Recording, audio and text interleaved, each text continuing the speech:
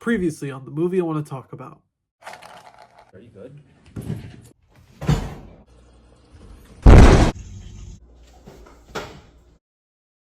That's it. That's all the recap you need.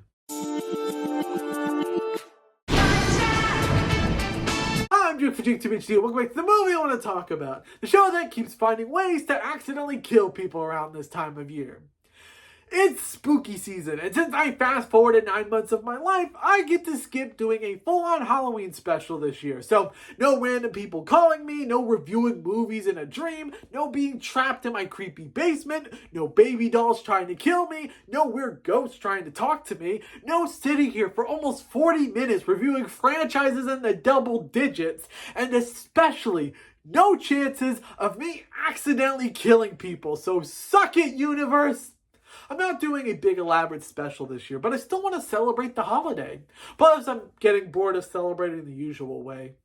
Oh yeah, all I gotta do is just grab the pizza, okay? Just gotta grab all the pizza. I can do it this time. Come on, Jacob. Come on, Jacob, you got this.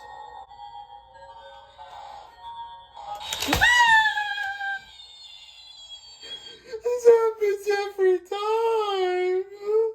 I love Halloween. It's an incredible holiday. You get to see some scary shit while eating candy. It's the best. I have to do something for it. Something just as special as spending a month of my life watching nothing but massive horror franchises. So why not rehash something I did 2 years ago because they made another sequel to it? Because if it ain't broke, beat it until it's broken. Final Destination, baby. 5 wasn't enough. They had to make a 6th film of just people dying in crazier ways. Now, you might be wondering if I did a Final Destination review 2 years ago, and you would be absolutely right, but that was the first 5 movies, not the new 6th one, because that number was just unfathomable to me 2 years ago, and that's a shocker, because I'm a number enthusiast. Well, they made a 6th Final Destination, and I'm morally obligated to review it because I reviewed the first 5, so I have to watch the 6th one. It only makes sense.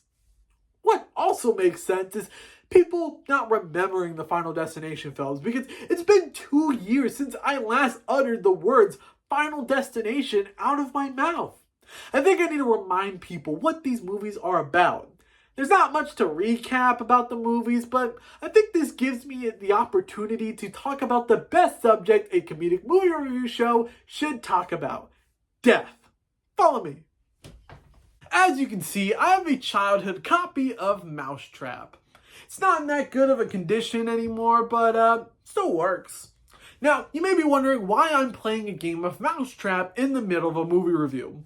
Well, death in these movies is like a game of Mousetrap. See, death can get pissed off if you ruin its perfect plan, since death can't handle a little bit of imperfection in its life. You know, my plans don't always go perfectly, and you don't see me throwing a hissy fit, so I don't see why an abstract concept needs to throw a fit over one imperfection.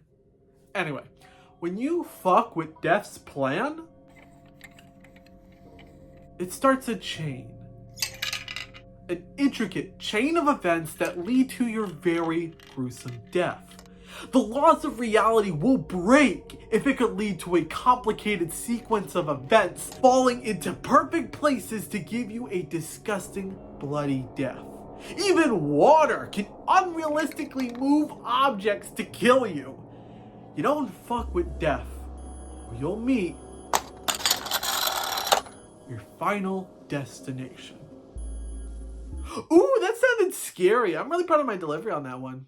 I also remember that last time I reviewed Final Destination movies, 6 people died because I had a Twister Hoopla spinner that randomly killed someone every time I spun it, and I spun it 6 times because I didn't think it actually worked.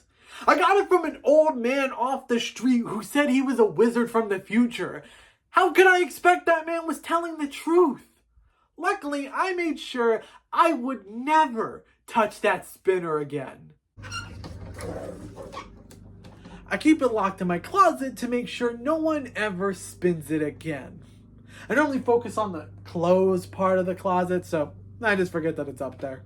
So now that we're caught up to speed on an episode I did 2 years ago, we can finally review this new movie and be done with this franchise until they eventually decide to make a 7th one in another 2 years from now. This is Final Destination Bloodlines. This film is about Stephanie Reyes having reoccurring nightmares of a tower collapse in the 1960s, only to realize that these nightmares are a premonition she inherited from her grandmother Iris. Since she survived death many decades ago, fate hunts down her kids and grandkids that were never supposed to exist. And it's up to Stephanie and the rest of the family to prevent death from taking them out one by one.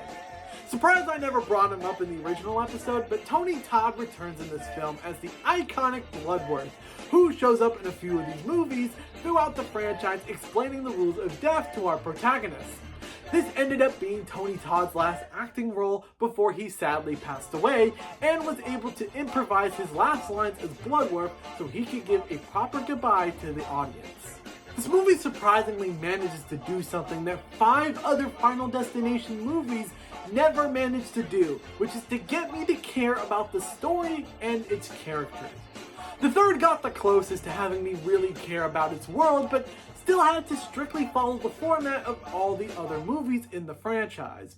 The format this franchise has had for 20 years is still intact, but this one is allowed to play with the format and bend it to tell an interesting story of a premonition happening 60 years before the main story of the film takes place.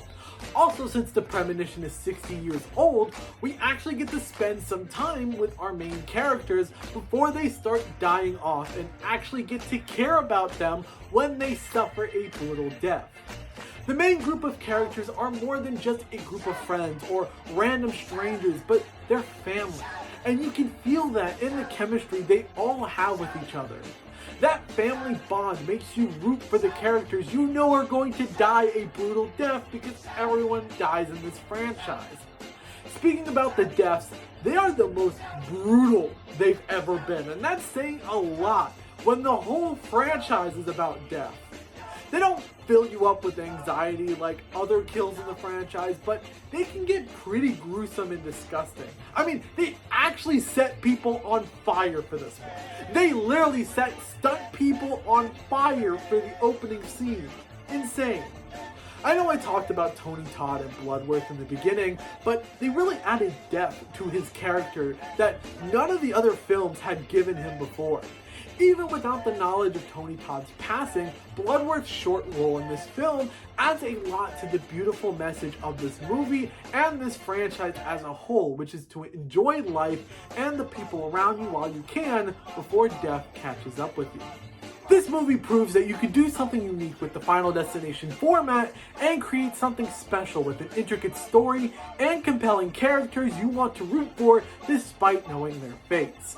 Final Destination Bloodlines gets a 4 out of 5 pennies thrown by little brat children. Also, it definitely tops Final Destination 5 as my favorite film in the franchise, and I'm saying this because I don't want to redo the overview for that franchise. You know, I gotta say, I'm really proud of myself. I reviewed a Final Destination film and not a single person died because of my stupidity. You know, I really think I'm becoming a better person. No one died around the Halloween season because I spun a cursed spinner or exposed people on a talk show during the purge. You know, I deserve a pat on the back for this. Good job, me. Well, I hope you all have a happy Halloween. Oh, I really have to piss. Like, really bad. You know, now I'm realizing it was a dumb idea to chug 5 water bottles before recording. I gotta go. I gotta go.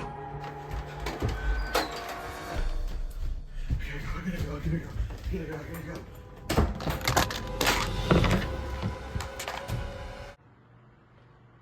There's nothing good on TV.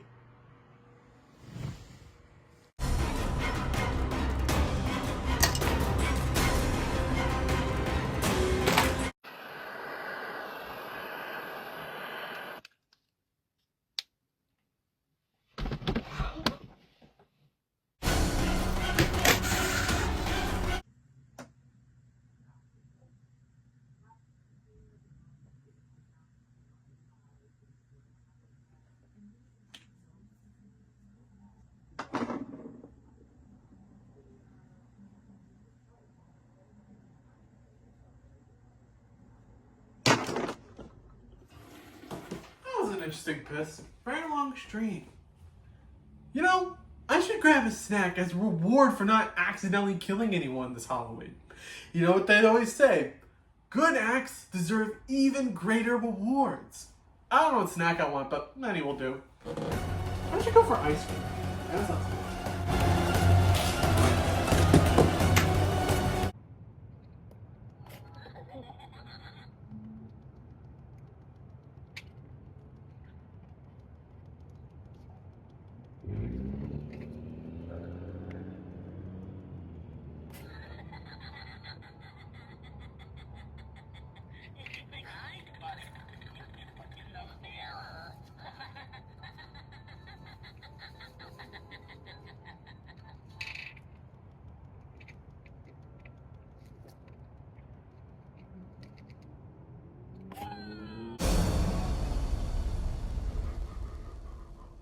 Fuck.